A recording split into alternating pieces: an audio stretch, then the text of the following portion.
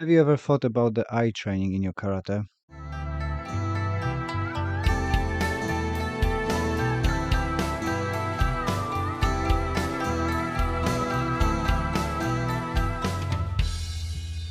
Hello, I'm your host, Les Bubka.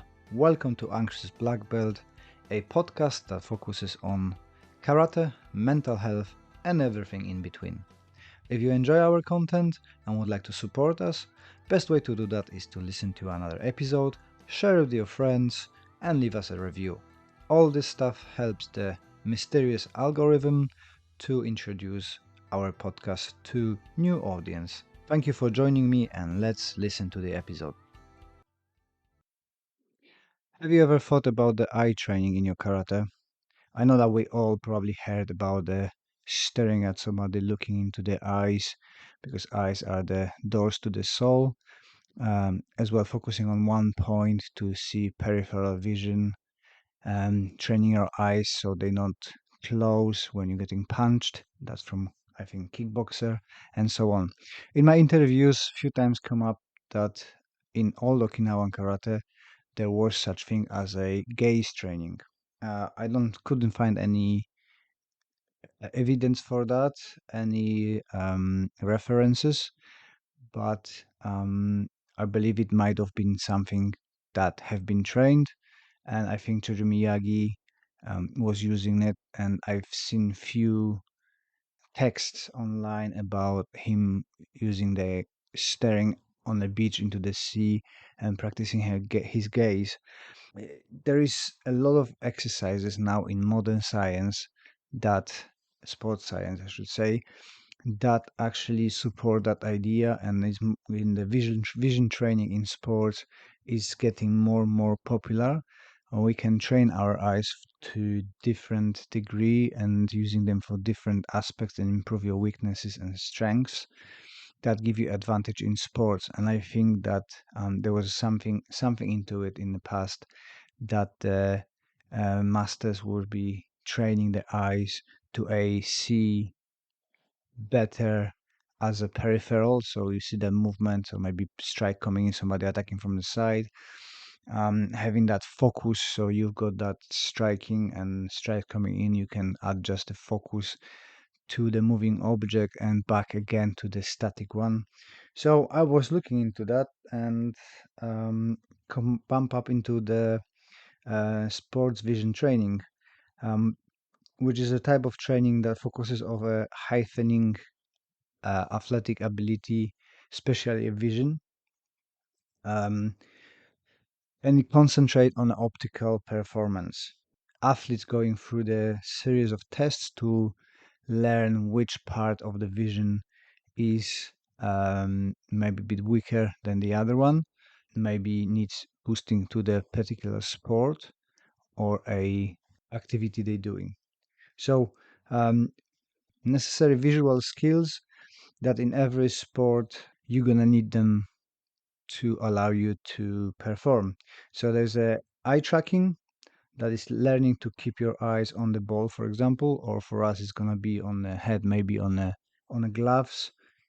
Peripheral awareness, that's the ability to see things out of the corner of your eye. So again, attacks from the side you didn't see, maybe somebody moved and taisabaki, or maybe in self-defense somebody's suddenly appeared on the side and might be a danger in a pub or something. Dynamic visual acuity, learning to see objects clearly when they are in motions. This is a quite interesting for us as a martial artist, because we've got a lot of things moving around. You've got a partner moving around, or a competitor. You've got the gloves moving around. You've got the legs moving around. Whole body is in constant motion. The focusing, that's changing focus from one object to another quickly and clearly. So this is as well. You move around, your partner moves around, and you need to adjust that vision and quickly focus on the new position. Maybe you're gonna be, focusing between the punches, from punches to kicks, shot down, so trying to take you down or something like that. You need to readjust that focus. Hand-eye and body-eye coordination, being able to use your eyes to direct the movement of hands, body, and another specific limbs. This is great for us as well. You will need to aim on a moving object. It's not static. It moves unpredictably, changes levels, changes angles. So this is one of the really important for us. Depth perception, quickly and accurately judging the distance and speed of something. This is again for your distancing in sparring. You need to constantly be able to assess clearly and read the clues and distance so you can avoid being punched. You can change the distance to get to people, punch them, takedowns, get in throws, and everything. So it's super important as well. Reaction time, the rate at which you can perceive a visual event and react to the stimulus. Again, super important. Reading the clues that something is flying towards you, like a kick or a punch, or somebody's going to take down. You need to assess that really quickly and have that reaction to move away, maybe counter, maybe drop down, maybe block, maybe step away, whatever needed to do.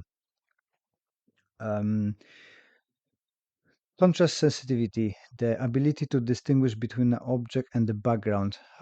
This one maybe not so much for us, but as well, if you're fighting in a cage or on the mats and this thing similar color, that hands or legs might be blurry, you might not see them. So seeing them better, it will be possibly a benefit as well. And balance, ability to stay upright and control body movement. This is kind of some self-explanatory, and you need to stay upright and move around or fell over in a controlled way if you want to go to the ground or take somebody down. And being well balanced, it helps you to prevent the takedowns, throws, and stuff like that, and moves around and just don't trip over your legs, really. So, how can the sports vision training help athletes? So, let's have a look on some vision training exercises. So, the focus flexibility. Focus flexibility deals with your ability to adjust your focus from object that is far away to ones that are near. You have to switch your focus from the object that is close to you to object that is far away behind that object and keep switching them. It might be a dot on a curtain and a van far away through the window. I'm just referencing to what I see in front of me, and I'm focusing on the dot on the curtain, on a van, repeating that several times. This exercise not only helps you to keep focusing and adjusting the focus, but as well my relief and the eye strain from sitting in front of the computer. Peripheral awareness. This is super important for a combat sports and the ability to perceive actions around me without turning my head. So wherever my partner moves, wherever the hook punch comes in, I want to be see that.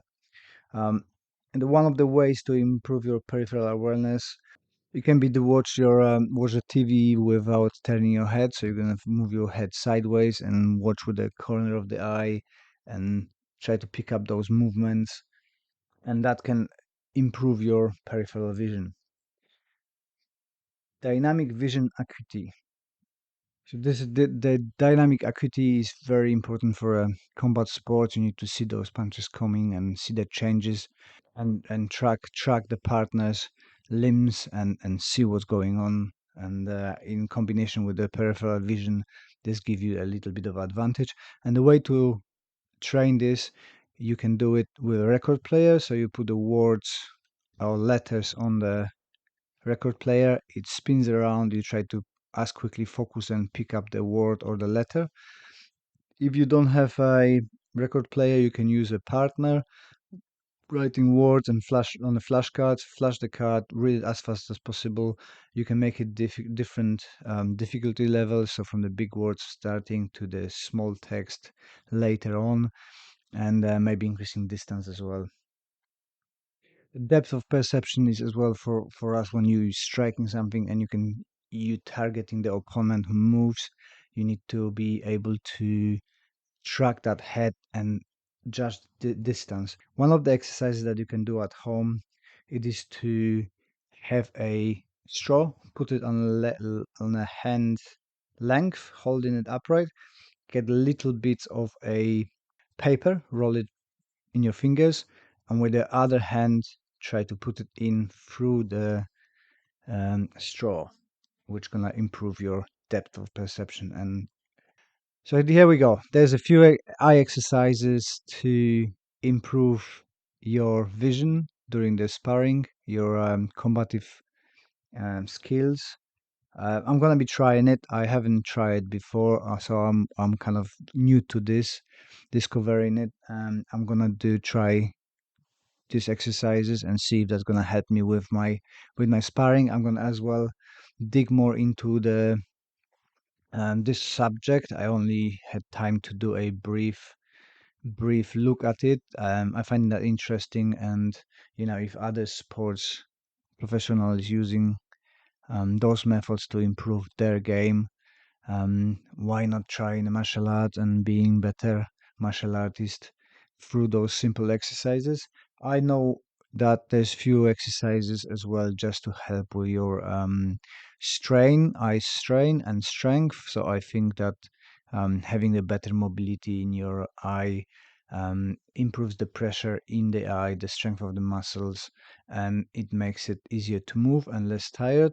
So you've got the funny exercise that you trying to squeeze your eyeballs back by closing really, really tight your eyelids and pushing the eyebrows back, so feeling like you're pushing them back.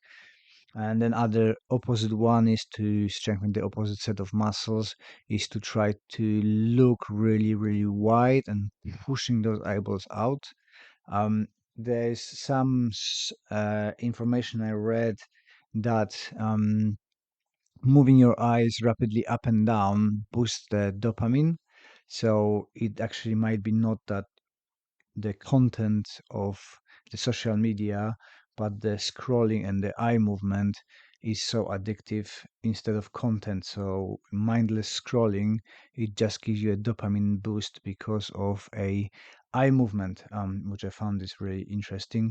And as well, following the tracking the pen, one of the good exercises, you put the pen in front of you and you're tracking it from one side to the other. That's what they're checking when you concussed or you've been knocked out. When you wake up, bringing that pencil closer and crossing your eyes, just following it, it allows muscles to work harder a little bit, which improves your vision and eye health. Um, if you got any more information about this training type, or you maybe done that training type, and you've got some successes or improvements with it, would be lovely to hear from you.